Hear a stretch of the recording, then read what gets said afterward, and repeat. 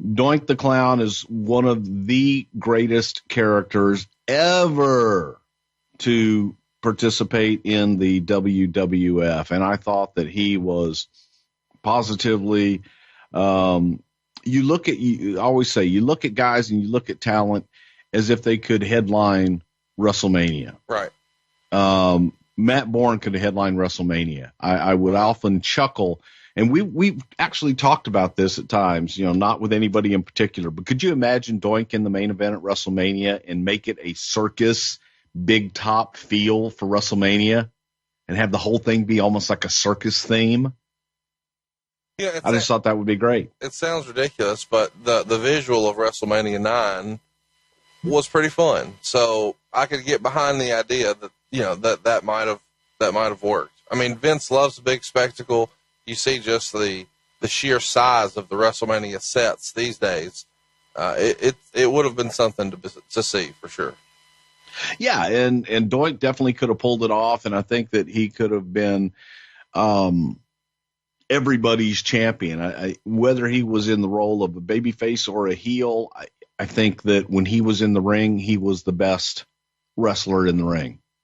And the best he just was so good. It was the best character Matt Bourne ever did.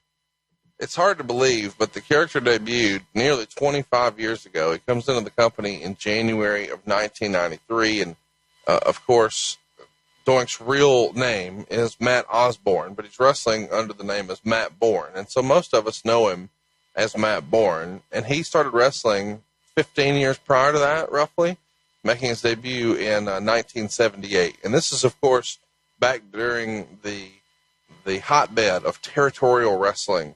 So Bourne is wrestling in a lot of these different territories and has success all over. But one of his first big pieces of success comes when he wins the Mid-Atlantic Tag Team titles in 1980.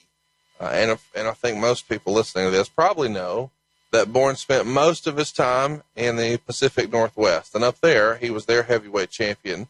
And he wrestled with guys like Ted DiBiase, Jim Duggan, and they became the Rat Pack. That was the name of the gimmick.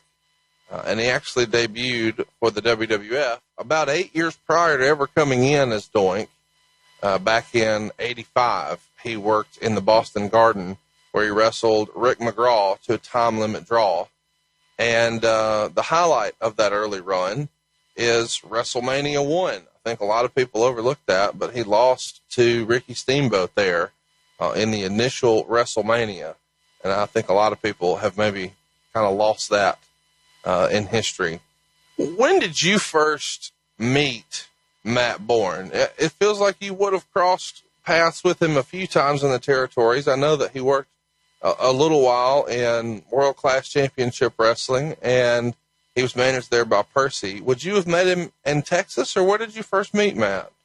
I first got to meet Matt when he came through. He came through originally for Southwest Championship Wrestling in like 1981, 82, somewhere in that time frame, and then he went from there to Mid-South. But I met him the first time. He had the bleach blonde hair and the beard. Was doing a team with Arn Anderson in Georgia Championship Wrestling, and then he came in to Southwest. Matt's a second-generation wrestler. His dad, Tough Tony Bourne, was one of the legends. When they talk about old-time tough guys, just real tough guys, Tony Bourne's name would always come up. And especially in Texas, because there was Tough Tony Bourne and a guy by the name of Irish Danny McShane that had a great rivalry that culminated with Tony Bourne's manager having to wash a jackass, a donkey, in the middle of the ring if they lost the match. And Matt came from that era, and Matt was taught to be, he was a tough guy. And he was taught to be believable and tough inside the ring. So he always carried that on throughout the years. But he came in for San Antonio, went to Mid-South, and formed the Rat Pack with DiBiase and Jim Duggan.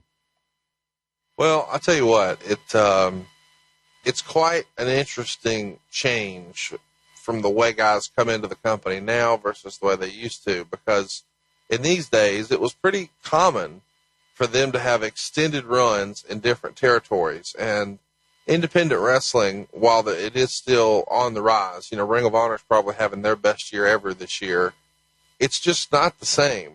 Do you think that overall helps the business or hurts the business? Do guys have different opportunities to because now, because of the internet, even though these territories exist, you can kind of keep up with everybody everywhere. But that was a lot more difficult back then, was it not? Yeah, you didn't have the internet. You didn't have the kind of television distribution that they have now. You didn't have access to the information. For the most part, the only way you would get your information, if you could get them, were the magazines that were on the newsstands. Right. The aftermath. So that's how you kept in contact with what was going on elsewhere. It's just interesting to me because it feels like guys could get lots of different chances. He could be with Percy in World Class, and he could be at WrestleMania with Ricky Steamboat, and he could be with DiBiase and Duggan and the Pacific Northwest, but he could tag with Buzz Sawyer in the Mid-Atlantic territory, and never shall these two paths ever meet, so he could be different characters or different incarnations and kind of reinvent himself.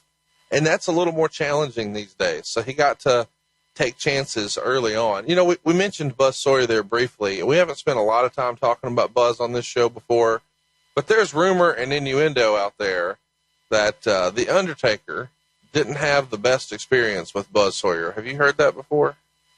I heard that they had a match, and I want to say it was in Dallas maybe, where Buzz took some liberties with a very young and very green Punisher Mark Calloway, and that The Undertaker didn't appreciate it too much. Well, the word I got was that Buzz apparently ripped him off for training, and so maybe Mark Calloway had paid a bunch of loot, and then Buzz just skipped town on him or something like that.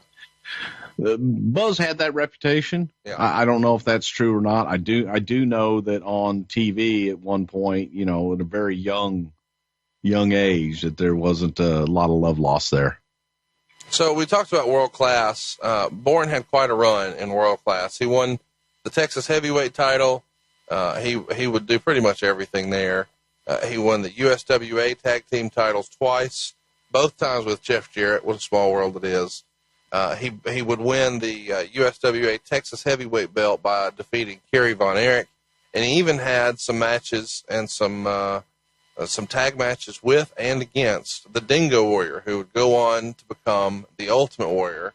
But then he gets his call up to the big time, I guess. In 1991, he joins WCW, where he wrestles as Big Josh. How would you describe the Big Josh gimmick, Bruce? Is a goofy lumberjack.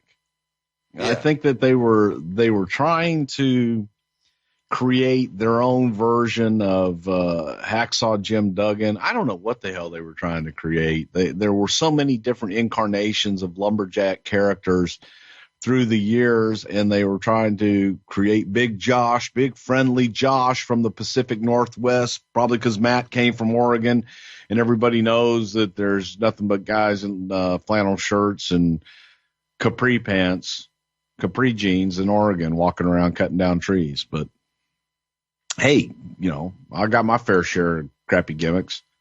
So Josh would wrestle in jean shorts and a flannel shirt. He's coming into the ring carrying an axe handle. So he's doing some sort of a lumberjack, outdoorsman, mountain man type of gimmick. And he has, I guess, moderate success there. He wins the United States Tag Team titles with Ron Simmons and the six-man tag team titles with Dustin Rhodes and the Z-Man. But he leaves in WCW in 1992. And on September 21st, he would debut for the World Wrestling Federation as himself in Manitoba, Canada, defeating Bill Jordan. So do you recall how, I know you weren't there for all of this run, but were you there when these conversations first start coming up about, hey, we should bring Matt Bourne in? Well, okay, and just to clear some things up, because I know someone had posted this on Twitter. Well, the time frame doesn't work out for Mike Hegstrand to be the one to come up with Doink the Clown and blah, blah, blah, blah, blah. Folks, sometimes people come up with ideas year, 2 years before they ever actually come to fruition. And you can always draw back on them and go, hey, remember so-and-so said this, or remember this, and it actually finally comes to fruition. It isn't something where we're going to make him a clown and automatically the clown circus thing just starts shooting out clown gimmicks. Mike Hegstrand, looking at Matt Bourne, saw him as Krusty the Clown from The Simpsons. Matt had been sitting there and he had a cigarette dangling out of his mouth. The picture was just perfect, and had his boots halfway unlaced and was sitting in a chair. Matt kind of had a belly, and Matt could be a miserable prick. So after the match, he's all sweaty. He's kind of balding a little bit. His hair's all hanging down in his face, and he's got the cigarette dangling out. And Mike Hegstrand just looks at him and goes, "Doink the Clown." And that was all that I could ever see going forward of Matt Bourne. He was, or not Doink the Clown, Krusty the Clown. All I could see when I looked at Matt was Krusty the Clown. So when Big Josh had his run, he was done. He was looking for something. We brought him in as Matt Bourne. And I remember, and Vince had remembered the whole Krusty the Clown thing. Vince didn't know who the hell Krusty the Clown was. Well, I know a lot of our listeners may not know that either. It feels weird to say since that's been such a popular show for so long, but explain who Krusty the Clown is. Krusty the Clown is the clown on the Simpsons animated show on Fox. And Krusty has a show. He's a crazy clown. He's, always smoking and drinking and kind of a miserable clown. You got the Krusty Burgers. He has his own burger chain, so on and so forth. But he's a miserable clown, just a miserable clown.